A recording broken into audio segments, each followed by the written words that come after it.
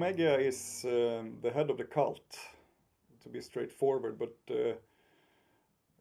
no one really knows what the Omega is in truth, I think. It's a woman that is a head of a cult, but it's also perhaps an energy or a force, or you could say a portal to something else. And you can see her as a medium to transcend from this material world that we have into something divine. Perhaps she is a demigoddess. Perhaps she's a shard of God.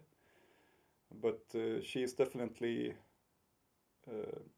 a symbol of change and a symbol of transforming into something else.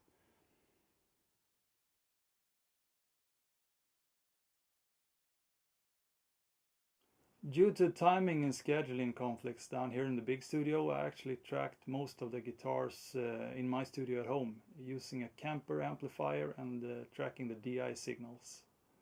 Later on we brought those DI signals down here to the big studio and we ran them through my amplifiers. Guitar-wise, I used a couple of Gibson SGs for the main rhythm parts and the lead parts. And for overdubs I had, among other things, an LTD Stratocaster, an Aria Flying V and a Yamaha acoustic. Amplification wise, I ran the guitar through a Rat pedal and then into a Marshall head, a 1987X head, and into a Music Man HD 130 head, running it through two Marshall cabs. And that's pretty much all I used. I had a couple of delays and other stuff that I used from the mixing board over at the Mixdown. And that's pretty much it.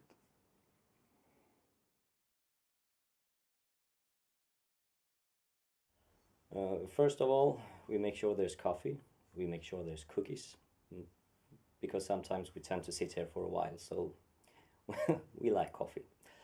And if we have some upcoming live shows, we usually play through those sets, maybe make some alterations if needed, checking that we have enough songs, that we don't have too many songs, and everything like that, technical, boring stuff.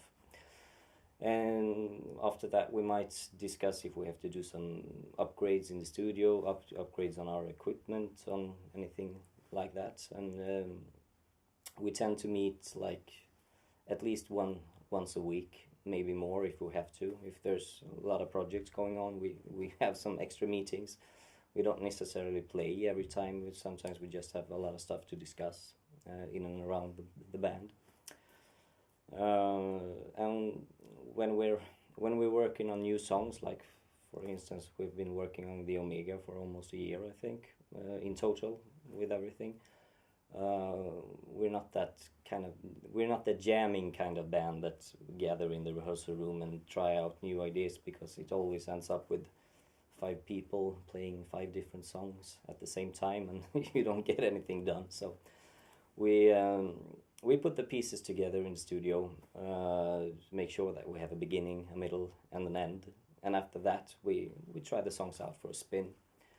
At least for us, that has been the most efficient way for us to work.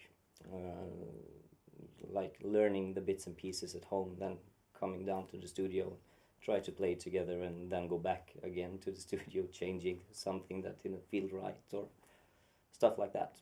Well, that's kind of how we work down here.